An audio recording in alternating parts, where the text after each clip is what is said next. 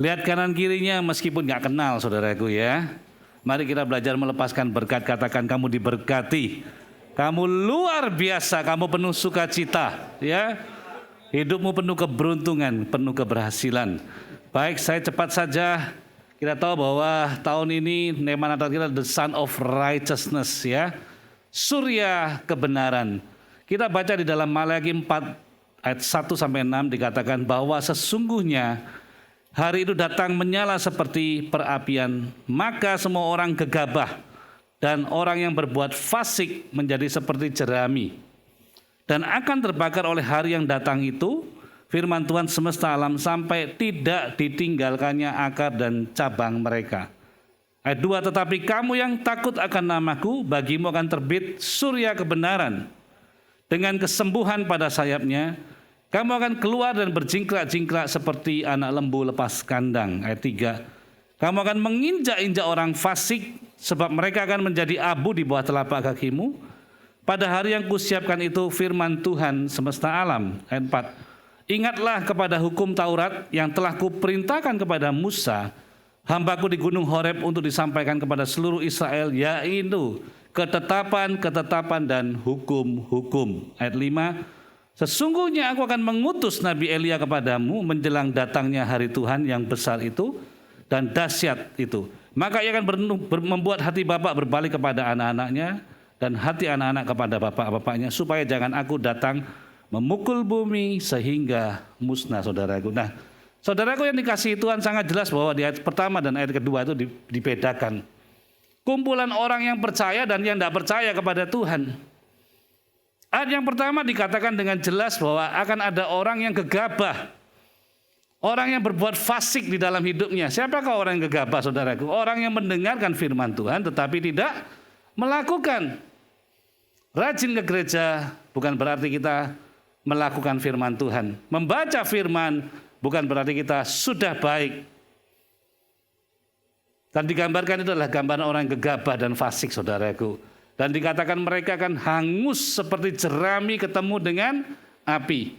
Ya, kita tahu kalau jerami ketemu api nggak ada sisanya, saudaraku. Bahkan dikatakan cabang dan akarnya pun habis. Ayat 2, tetapi berbicara dengan jelas, tetapi kamu yang takut akan namaku.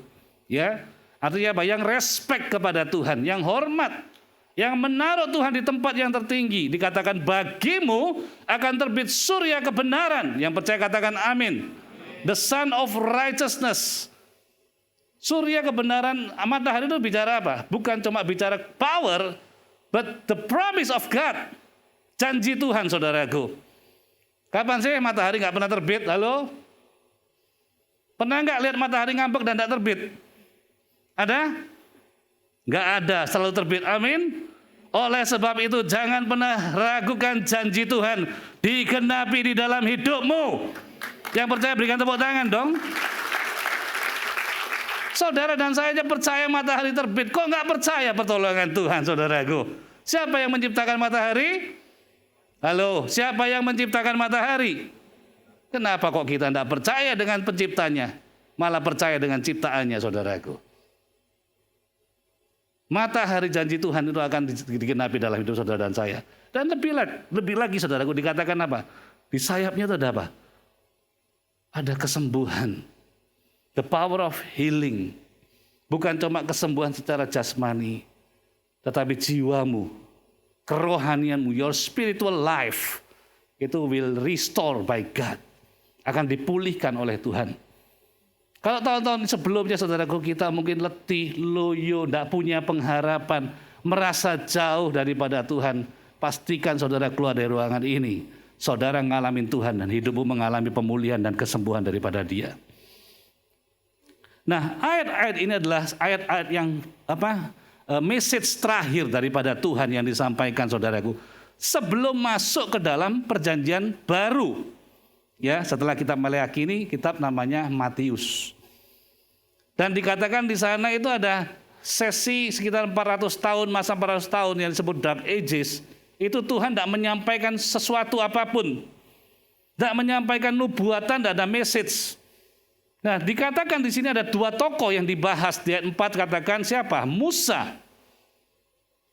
Dan tokoh yang kedua di ayat yang kelima dan keenam adalah Elia, saudaraku. Ya. Dan saya percaya ini bukan satu kebetulan. Ketika dikatakan bahwa kitab Malaki membahas tentang Musa yang menerima Taurat dan hukum, ketetapan di Gunung Horeb itu, dan juga Elia yang punya tugas mempersiapkan hari Tuhan dan membawa hati Bapa kembali kepada anak dan anak kepada Bapa, supaya bumi tidak penuh dengan kutuk, saudaraku.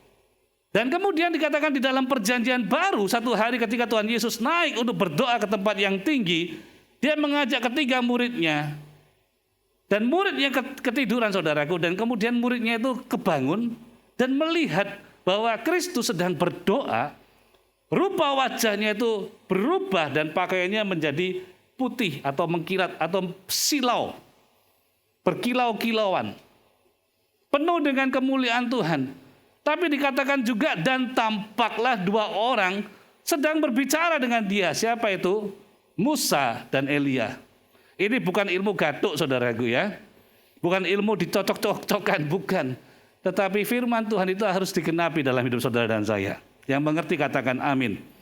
Ya, janji Tuhan itu disiapkan buat anak-anaknya. Nah, dan dikatakan keduanya menampakkan diri dan berbicara tentang tujuan kepergiannya yang akan digenapinya di Yerusalem. Artinya apa? Tuhan meripit, saudaraku. Tuhan mengulang message yang begitu penting. Bahwa Tuhan akan mengirimkan Musa dan Elia. Musa digambarkan tadi menerima hukum dan ketetapan di Gunung Horeb. Tujuannya apa? Musa itu digambarkan membawa orang Israel keluar dari Mesir, dilepaskan dari perbudakan, menuju kepada tanah Kanaan, saudaraku. Dan kita tahu pada zaman Musa, begitu banyak mujizat yang diterima oleh orang Israel. Tapi yang lebih penting lagi, Musa mengembalikan hukum itu kepada orang Israel.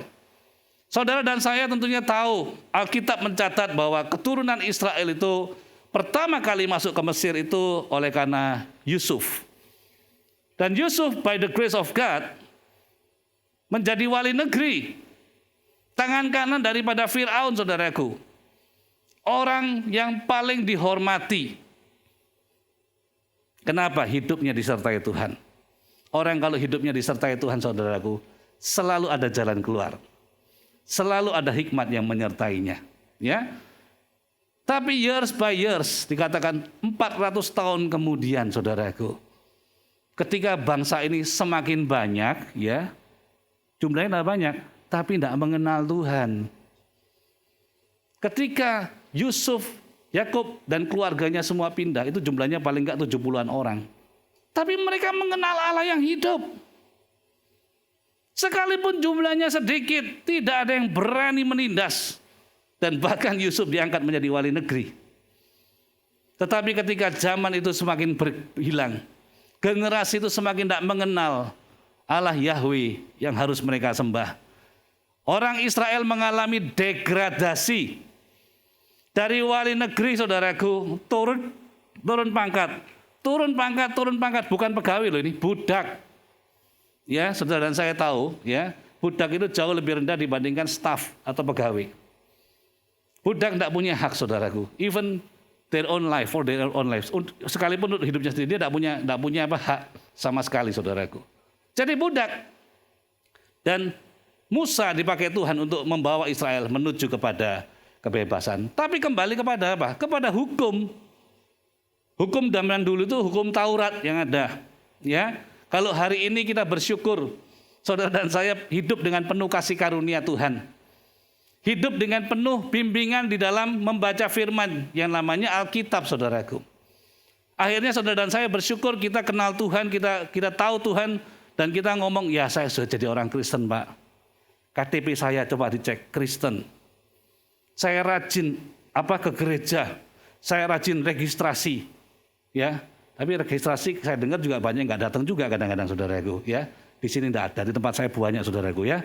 Rajin sekali registrasi untuk ibadah hari Minggu, cancelnya juga banyak gitu loh, ya.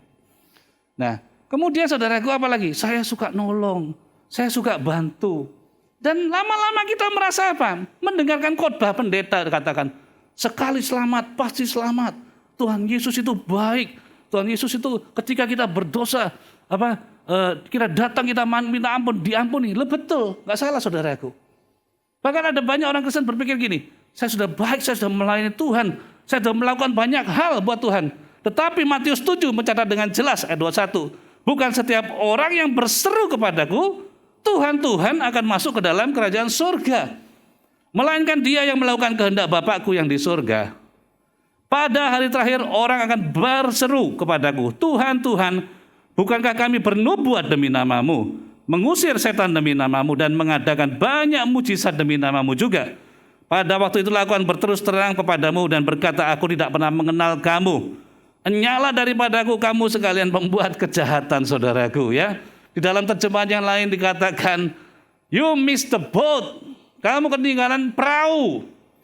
All you did was use me to make yourself important. You don't impress me one bit, you are out of here. Apa yang kamu lakukan tidak memunculkan Kristus. Tadi dikatakan dengan jelas, yang pertama apa? Orang yang berseru-seru. Tuhan, Tuhan, aku percaya kepadamu. Tuhan ngomong, aku tidak kenal kamu. Tapi golongan yang kedua lebih mengerikan, saudaraku. Mereka dikatakan mereka ikut ngusir setan. Ya, apalagi mereka bikin mujizat, mereka bernubuat demi nama Tuhan. Tapi Tuhan ngomong apa? Aku tidak kenal kamu. Dengarkan suara Roh Kudus hari ini, saudaraku. Kadang-kadang kita merasa apa diri kita? Sudah baik. Kristen baik lagi, rajin menabung, suka berdoa, puasa, saudaraku. Kadang-kadang kita merasa bahwa diri kita sudah cukup banyak menabur, menolong orang, mengorbankan diri kita buat orang lain. Kadang-kadang kita merasa bahwa kadar kekristenan kita sudah enough, Tuhan. Dibandingkan tetangga, dibandingkan orang lain, saya lebih pokoknya. Tapi hari ini saya mau berbicara kepada kita semua. Hati-hati, saudaraku. Jangan sampai kebenaran yang kita anggap benar hari ini di dalam hidup kita, ketika kita ketemu Tuhan, semuanya tidak berlaku, saudaraku. Kita ngomong sama Tuhan, Tuhan aku udah baik. No, you are not good. Tuhan aku udah generous, aku bantu ini, aku bantu itu. Enggak, kamu pelit. Tuhan aku melakukan ini, aku melakukan itu. Enggak. Kamu melakukan bukan untuk aku, kamu melakukan untuk dirimu. Oh, berapa banyak saudaraku kita mendengar kesaksian kan? Puji Tuhan, puji Tuhan. Semua kalau kesaksian puji Tuhan ngomongnya. Tapi setelah puji Tuhan saudaraku, setelah kesaksian, ayo Pak ikut terlibat. Oh, bukan saya. Puji Tuhan, bisnis saya pulih. Puji Tuhan, saya diberkati Tuhan. Begitu ada orang perlu saudaraku, ada perlu orang ditolong. Kan kesaksiannya kan puji Tuhan. Kalau kita ngomong kesaksiannya puji Tuhan, berarti datangnya dari mana? Dari Tuhan kan? Ketika ada orang perlu ditolong dan Tuhan kirim saudara kepada kita. Bukan saya, diakonia gereja harusnya. Bukan saya, itu loh tetangga saya itu lebih kaya daripada saya. Kita bohong saudaraku. Kita selalu ngomong puji Tuhan mulut kita. Tapi perilaku kita tidak mencerminkan puji Tuhan. Kita mencuri kemuliaan Tuhan. Jangan sampai loh, kita yang merasa kita ini diri benar saudaraku ya. Nanti one day, kita ketemu Tuhan. Kita datang dengan bangga nih, banyak piagam kayaknya yang mau dikasih ke Tuhan. Banyak sertifikat. Tuhan ngomong apa? Ndak laku, ndak payu, ndak ada gunanya. Saudara tahu kapan pembunuhan orang Israel paling banyak? Di padang gurun. Saudara boleh cek itu di dalam Alkitab. Satu generasi dihabisin Tuhan. Kenapa? Diuji hatinya. Orang Israel tegar tengkuk, merasa diri benar, merasa diri pinter, merasa diri hebat. Tapi Tuhan tidak terima, saudaraku. Yang pertama, tokoh pertama adalah Musa yang mengembalikan kebenaran. The truth. Yang kedua adalah tokohnya namanya Elia yang mengembalikan pemulihan atau kasih karunia, saudaraku. Elia ini, saudaraku, dipakai Tuhan itu apa dikatakan? Membuka jalan bagi Tuhan. Dan itu digambarkan Yohanes Pembaptis yang memang berseru di padang gurun dan mempersiapkan jalan bagi Tuhan. Tapi lebih lagi adalah mengembalikan hati bapak kepada anak, anak kepada bapak. Ini bicara apa? Pemulihan di dalam keluarga. Pemulihan hubungan. Untuk apa Tuhan Yesus datang? Memulihkan hubungan pencipta dengan ciptaannya. Bapak di surga dengan kita semua, saudaraku. Tapi kita perlu tahu bahwa Tuhan Yesus itu datang ke muka bumi sebagai batu penjuru. Di dalam Kisah Para Rasul 4, kalau aku katakan ayat 11, Yesus adalah batu yang dibuang oleh tukang-tukang bangunan, yaitu kamu sendiri. Namun ia telah menjadi batu penjuru. Dan keselamatan tidak ada di dalam siapapun juga selain di dalam Dia. Sebab di bawah kolong langit ini tidak ada nama lain yang diberikan kepada manusia yang olehnya kita dapat diselamatkan, saudaraku. Siapa yang membuang Tuhan Yesus? Orang Yahudi, orang Israel. Siapa yang menyalibkan Tuhan Yesus? Orang Yahudi, para imam, ahli Farisi, saudaraku. Ya, pelaksananya orang Romawi. Tapi dikatakan yang dibuang itu menjadi batu penjuru. Dan kemudian membawa keselamatan bagi semua. Saya percaya kehidupan saudara dan saya dulu nggak beda. Kita dulu orang-orang yang terbuang, saudaraku. Tidak punya pengharapan. Tapi by the grace of God, oleh karena kemurahan Tuhan, ketika saudara dan saya percaya, lidah mengaku, hati percaya Tuhan Yesus sebagai Tuhan dan Raja, saudara dan saya menerima keselamatan. Tapi dengarkan Saudara Kudus, keselamatan yang saudara dan saya terima, itu tidak stop berhenti sampai di kita. Keselamatan itu harus diteruskan kepada siapa? Minimal kepada keluarga kita. Ya, satu hari ketika Paulus dan Silas melakukan perjalanan misi, dia bertemu dengan satu tukang tenung, saudaraku, ya, tukang ramal yang menghasilkan banyak uang. Karena apa? Ramalannya ini banyak yang berhasil dan orang-orang bayar dia. Dan kemudian singkat cerita, Paulus dan Silas, saudaraku, saudara tahu kebenaran nggak boleh tukang ramal, ya, pertentangan. Tukang ramal itu berhenti dan banyak orang sirik, rugi gua gara-gara dia. Kalau ada tukang ramal ini gua cuan. Akhirnya Paulus dan Silas dimasukkan ke dalam penjara, saudaraku. Tetapi Paulus dan Silas dimanapun mereka berada, kapanpun mereka di tempat apapun situasinya, saudaraku, mereka tetap percaya kepada Tuhan. Dikatakan mereka memuji dan menyembah Tuhan dengan sedemikian rupa. Terjadilah gempa bumi dan pintu penjara terbuka dan belenggunya terlepas. Sampai apa? Ketakutan semua. Dan dikatakan ayat 29, kepala penjara itu menyuruh membawa suluh, saudaraku, masuk dengan gemeter, tersungkur di depan Paulus dan Silas. Nemu enggak ini kepala penjara, ya, sujud sama narapidana? Halo? Enggak ada, saudaraku, terbalik. Tapi kepala penjara ini begitu ketakutan, dia ngomong apa? Apa yang harus kulakukan supaya aku selamat? Dan dia bawa keluar itu Paulus dan Silas. Saudara dan saya tahu, kepala penjara itu ketika membebaskan tawanan, hukumannya apa, saudaraku? Hukuman mati. Tapi dia berani bawa keluar, kenapa? Dia melihat ada kuasa yang lebih besar. ada kerajaan yang lebih kuat lagi daripada kerajaan Romawi. Tapi janji Paulus kepada orang-orang ini apa, saudara? Dikatakan bahwa keselamatan itu, percayalah kepada Tuhan Yesus Kristus dan engkau akan selamat. Apakah berhenti sampai sana? Tidak. Engkau dan seisi rumahmu akan diselamatkan. Yang percaya katakan amin. Engkau dan seisi rumahmu akan diselamatkan. Akhirnya mereka memberi diri dibaptis seluruhnya, saudaraku. Dan mereka percaya kepada Tuhan. Nah, oleh karena itu kita harus tahu bahwa keselamatan itu bukan berhenti sampai diri kita. Mungkin kau orang pertama, orang kedua, orang ketiga yang diselamatkan di dalam keluargamu. Tapi mari kita lihat. Apakah suamimu, istri, kakak, adik, ibu, bapak, ya, tante, mertua bahkan, apakah mereka sudah diselamatkan? Kadang-kadang kita merasa diri kita sudah nyaman dan baik sebagai orang Kristen.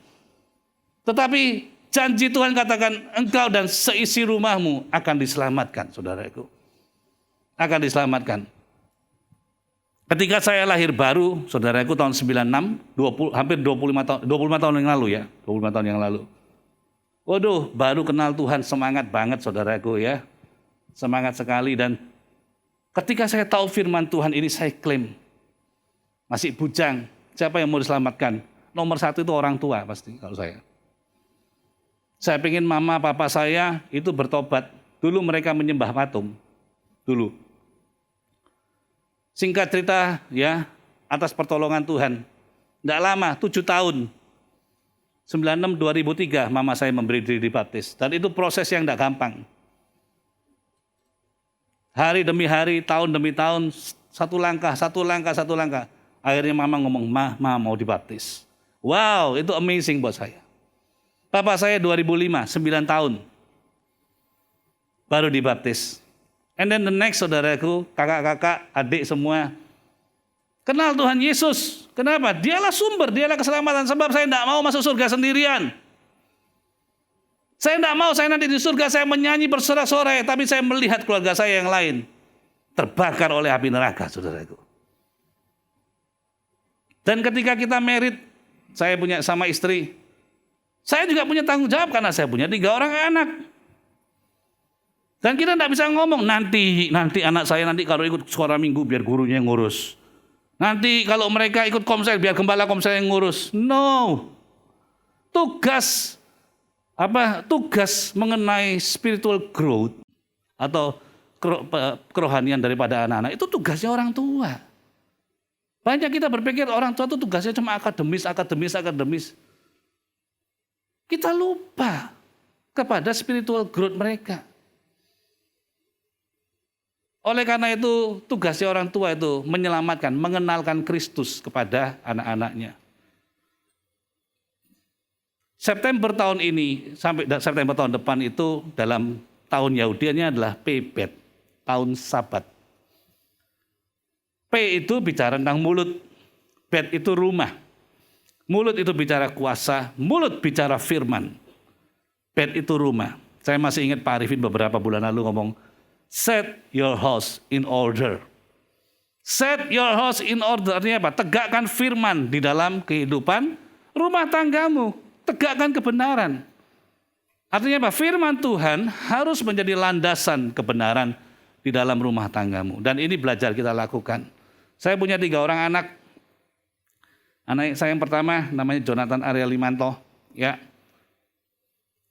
Dia dibaptis 13 Desember 2016. Ketika dia umur 13, dia sedang pelayanannya drummer dan dia mimpinya jadi bisnismen. Saya bersyukur saudaraku, dia mau menyerahkan dirinya ya di hadapan Tuhan. Anak saya yang kedua namanya Besaliel Arya Limanto. Dia dibaptis 13 Desember 2008. Dia belajar jadi worshiper, belajar dari singer, belajar jadi song leader. Mimpinya jadi apa? Bisnismen juga. Anak saya yang ketiga baru minggu lalu, 2 minggu lalu ya. 13 Desember 2021 dibaptis. Pelayanannya dancer sama kayak anak-anak tadi. Ya. Dia jadi aster, jadi bendahara saudaraku. Ya. Saudara kalau perhatikan semua dibaptis 13 Desember. Kok bisa Pak, 13 Desember itu hari ulang tahun saya. By the grace of God, ya, mereka itu pilih tanggal mereka dibaptis. Untuk apa? Kasih hadiah buat papanya. Kasih hadiah buat papanya. Dan puji Tuhan ketiganya saya yang baptis gitu. Ya, karena saya pendeta juga ya maksudnya. Tapi maksudnya adalah, ayo set your house in order. Dan tidak berhenti sampai di sana saudaraku. Mereka yang sudah diselamatkan ini, mereka harus melayani generasinya.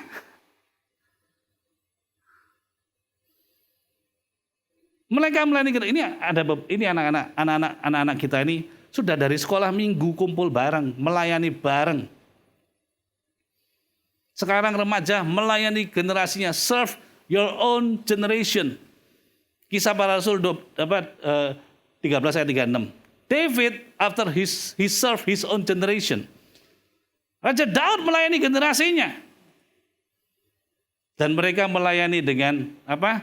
Dengan semangat, dengan sukacita. Untuk apa? Supaya diselamatkan. Bukan cuma kita yang menerima keselamatan, tetapi orang-orang di sekeliling kita menerima keselamatan. Jadi kalau ada orang sekeliling kita belum bertobat, ingat loh ya, jangan berpikir tugasnya pendeta. Salah. Siapa yang menyelamatkan seisi rumahnya kepala penjara? Kepala penjaranya. Ya, ada videonya bisa ditampilin. Diklik aja. Klik. Hati-hati kebalik ya.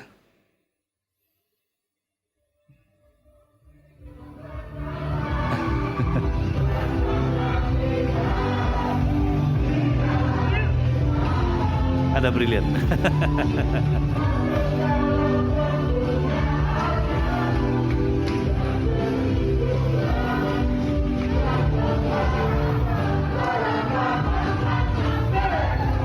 Ya cukup. Saya tidak panjang ya. Mereka belajar melayani generasinya. Sebab mereka harus tahu bahwa keselamatan tidak berhenti sampai mereka. Rasul Paulus tidak ngomongin, ya udah kamu sudah selamat, kamu pergi aja. Enggak. Kamu percayalah kepada Tuhan Yesus Kristus. Kamu dan seisi rumahmu akan diselamatkan. Saya minta pemain musik kembali. Pemain musik tolong suruh kembali. Kamu dan siapa yang punya tugas? Kita semua. Kenapa kok mereka kok belum selamat? Mau tahu jawabannya? Kita cuek saudara. Tadi saya katakan, saya cerita 7 tahun saya supaya mama saya itu dibaptis. 7 tahun bukan 7 hari. Supaya papa saya dibaptis 9 tahun, bukan 9 hari saudaraku. Dan saudara tahu ya, mengubah pola pikir orang tua itu ampun saudaraku. Ya lebih gampang anak-anak, lebih gampang anak remaja. Orang tua itu tidak mudah. Tapi kalau kita mengandalkan diri kita sendiri, nggak bisa. Kalau saya mengandalkan diri saya, tidak bisa. Yang merubah itu Tuhan. Tuhan, tugas saudara dan saya apa? Seperti Paulus dan Apolos, menanam dan menyiram. Menanam dan menyiram. Tuhan yang memberikan pertumbuhan. Lah kita coba mau bagian firman sekali. Orang yang tidak mau bertobat mau gimana? Saudara punya bunga di rumah. Coba siram 1 kali seumur hidup. Coba biarin, tidak usah dirawat. Dan saudara mimpi dia akan tumbuh besar banyak buahnya. Bohong saudaraku. Kita yang cuek, kita yang tidak mau bayar harga buat keluarga kita. Kita yang tidak mau pikul salib seperti Tuhan Yesus lakukan. Kita tidak mau sangkal diri buat hidup kita. Tuhan sudah cukup jadi teladan, jadi contoh. Gini saudaraku ya, harus ada yang gak terima dalam diri kita kalau mereka belum selamat. Ngomong sama Tuhan, Tuhan itu hak saya. Ngomong sama iblis, iblis kamu gak berhak. Keluarga saya, istri suami saya itu hak saya untuk mereka diselamatkan. Seharusnya kita gak terima. Sampai mereka ngalamin keselamatan saudaraku. Sampai mereka ngalamin keselamatan. Mari kita berdoa, mari kita berdoa.